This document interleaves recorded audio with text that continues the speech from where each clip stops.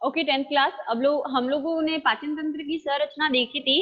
उस पाचन तंत्र के अंदर जो हमने टॉपिक पढ़ा वो टॉपिक था हमारा यानी अगर पाचन तंत्र को बोले कि दो पार्ट से मिलके बना है, एक तो आहार नाल से और दूसरा जो पार्ट है जिससे मिलके बना है हमारा पाचन तंत्र, उसके अंदर आती है हमारी ग्रंथियां। तो जो ग्रंथियां हैं आहार नाल के अलावा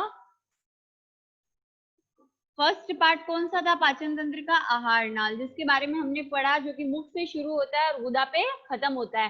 ठीक है, उसके बाद हमारी आती है ग्रंथियां। ग्रंथियां जो है वो 3 है। द फर्स्ट वन इज लार ग्रंथि, दूसरी है हमारी यकृत ग्रंथि और तीसरी है अग्नाशय ग्रंथि। तो ये 3 जो ग्रंथियां हैं इनके क्या क्या काम है इसके बारे में हम लोग क्या करने वाले हैं, पढ़ने वाले हैं। ठीक है, तो हमारा आहार नाल कंप्लीट हो चुका है। इसके बाद हम ग्रंथियों में सबसे पहले हम लोग लेंगे लार ग्रंथि। ठीक है, तो लार ग्रंथि के बारे में देखो क्या क्या दे रखा है।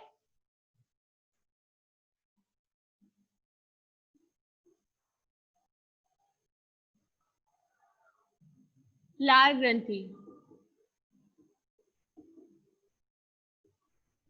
जब भी हम मुंह में भोजन खाते हैं तो एक लसलसीला सा जो तरल है वो हमारे को मुंह के अंदर क्या होता है, फील होता है, दैट इज लार। ठीक है, तो जो लार होती है वो ग्रंथि जो है वो क्या उत्पन्न करती है, लार को उत्पन्न करती है। अब लार जो होता है वो दो चीजों से मिलके बना होता है, एक होता है सिरमी तरल यानी तरल पार्ट होता है और दूसरा होता है श्लेष्मा भाग। इन दो चीजों से मिलकर लार क्या होती है, बनी हुई होती है। अब ये सिरमी तरल क्या है, इसके अंदर 99% क्या होता है, जल होता है।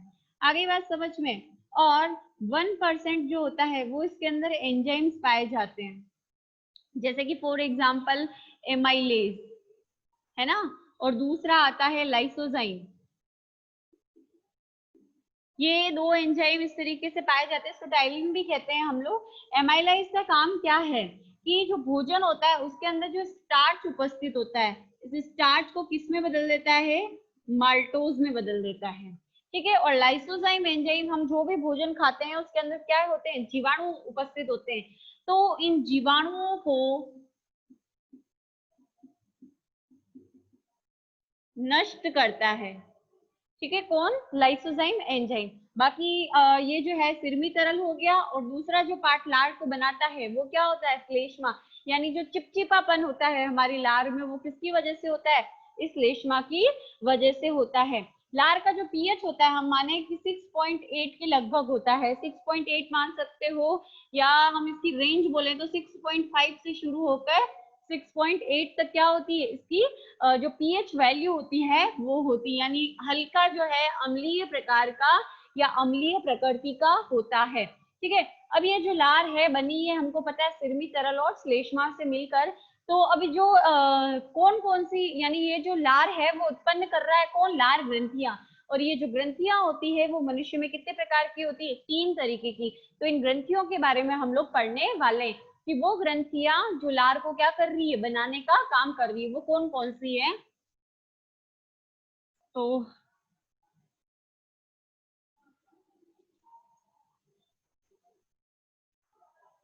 सबसे, अगर हम देखें लार ग्रंथि को, तो 3 ग्रंथियां मनुष्य के अंदर पाई जाती है जो कि लार का निर्माण करती है। सबसे पहले होती है कर्णपूर्व ग्रंथि,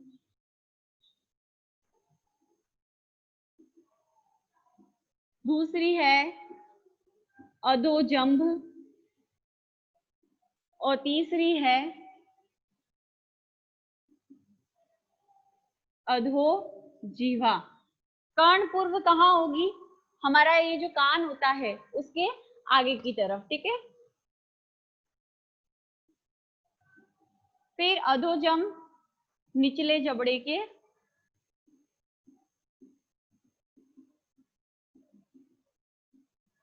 नीचे। ठीक है, फिर अधोजीवा हमारी जीभ के नीचे।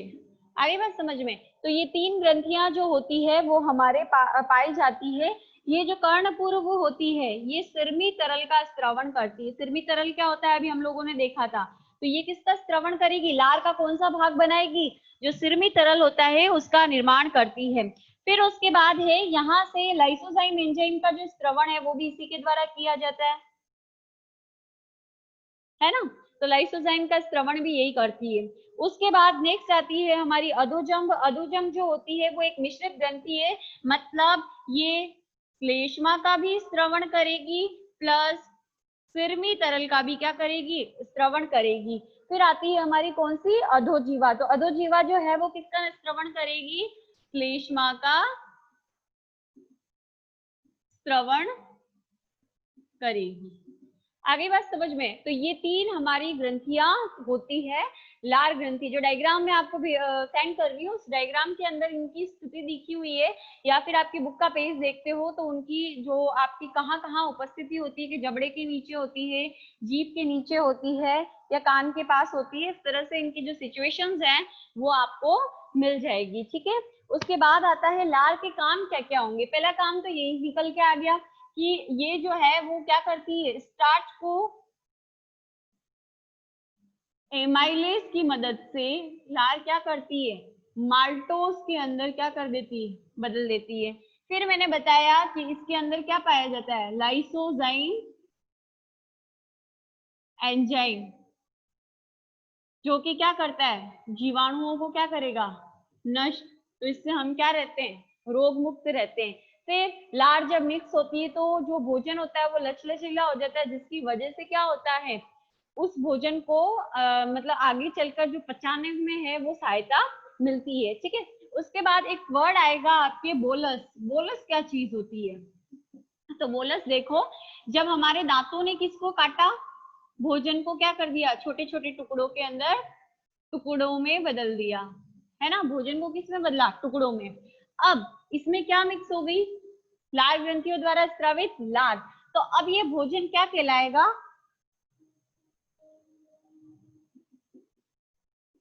बोलस कहलाएगा। आगे बात समझ में। यानी जब क्या किया जाए, भोजन को दांतों के द्वारा काटा जाए प्लस लार मिक्स हो जाए तो वो क्या कहलाएगा, बोलस कहलाएगा। आगे बात समझ में। तो ये हमारी पहली ग्रंथि यानी लार कंप्लीट होगी।